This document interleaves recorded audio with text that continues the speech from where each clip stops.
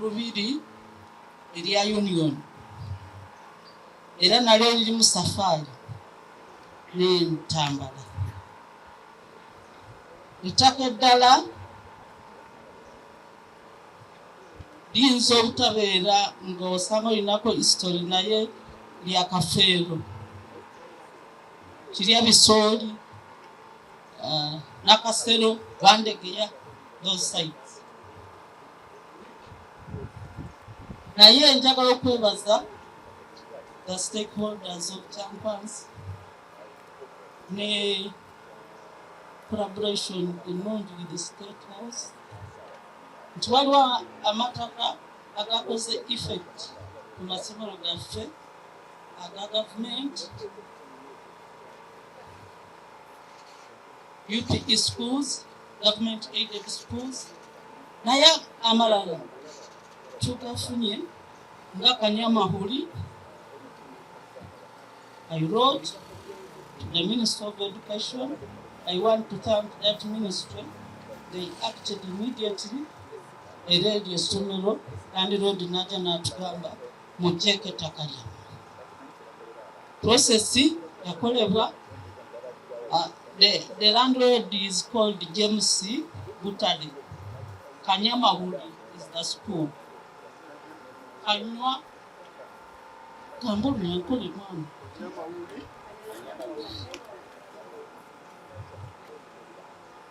At least that one, blue page, we are soon going to get the land title, though the landlord still claims nti chapa yali yachewolerako naye nagamba nti bw'oba obanja abanja akiri akola ki atayina. Eriyo essomero ddala lyerino. Bw'otunuulira essomero lino bw'oba mangu wakaaba ngaffe abakyala oyinza okuyungula ezziga, because this is government money. Naye okulanga lirabika bwe liti likwasa ennaku. Naye nga district security committee twatuukirira mu Vanessa ng'ali willing okutuwa ettaka lino ery'essomero lino, okulituwa era tulabe nga district efeesinga essomero lino lidde mu operation.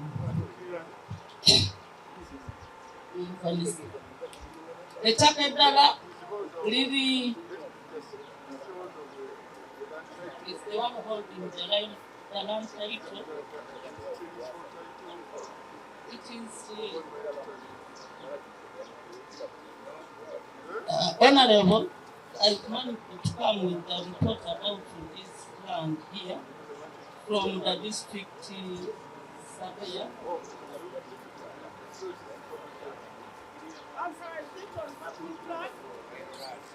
It is on my land. Ettaka eddala erikwatagana ku ssomero likyali mu struggle, liri nabitakuli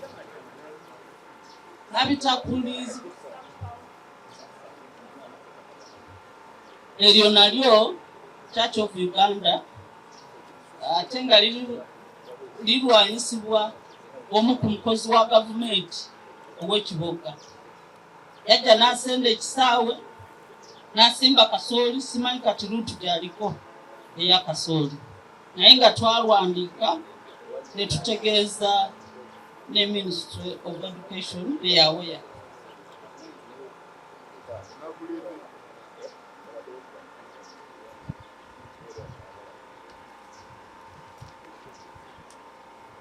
I think I mentioned Kabaka. N'olwekyo mukama wange Honorable Minister, obuzibu obusinga otunyigiriza kulaba nti kooti etwala ebbanga okulaba nti emisango gisalibwa. Ate ffe ng'aba security, we always come in for security settlement. And at times the community members hate that. They keep on complaining poliisi tetugyagala mu kitundu. Amataka ago agatutte ebbanga ng'emisango tegisalwa gatwadde hard time. Okusingira ddala conflicts ziri between land owners. Ayogera bingi neewuunya era nabagamba nti nze ne minisita tutambudde naye kino kye nalaba wano nali sinabakiraba okusanga nga essomero ligaliddwawo abaana tebasoma ente ze ziriira mu kompawundi y'essomero nga ne kanisa baagimenya naye nga oyo akola ekyo muntu mutuuze munnammwe kyanewuunyisa era nabagamba kino nkyewuunya ne mbasuubiza nti ngenda kukomawo leete mukama wange asobole okutereeza ensonga era mukama wange wuuno omuleese ate bulijjo gye tugenda ffenna nga bw'abagamba yekiggwa leero. Nsaba abatuuze mukuume obutebenkevu nga bwe mwabukuuma era nava wadde nga mbagambye mukuume bwe butebenkevu peace okutuusa amateeka lwe gajja ne gasalawo ekituufu muleme kutwalira amateeka mu ngalo. Era mbeebaza nnyo amateeka temwagatwalira mu ngalo zammwe mwatukuumye ne tukomawo. Era nsuubira nti ebiseera ebyo nali wano ne RDC ne DPC n'abatono abakulembeze abaaliwo waliwo ebikoleddwawo kansuubire nti waliwo ebyakolebwa era mwebaza DPC naleka mulagidde nti omusajja kyamaani akomezeewo obwokukyalo kye ave mu buwangabusi n'omukwenda byawo.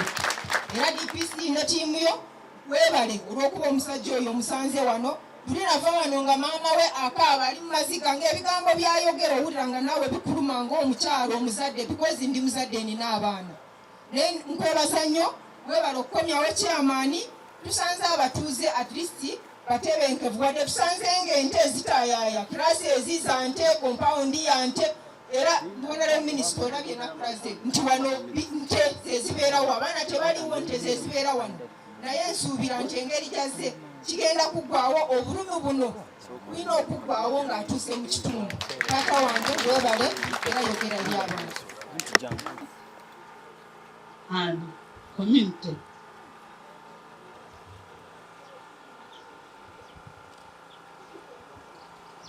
Kitumalamu nnyo essuubi, kimalamu nnyo abantu abatuuze essuubi ne bagamba ffe tuli ludda wa. Where should we go? Because however much the leaders try to settle such matters which are in court, it remains impossible to make complete settlement.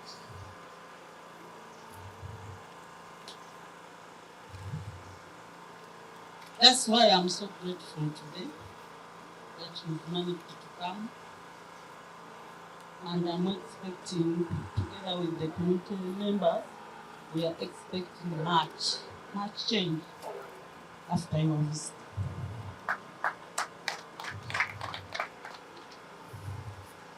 With those few words,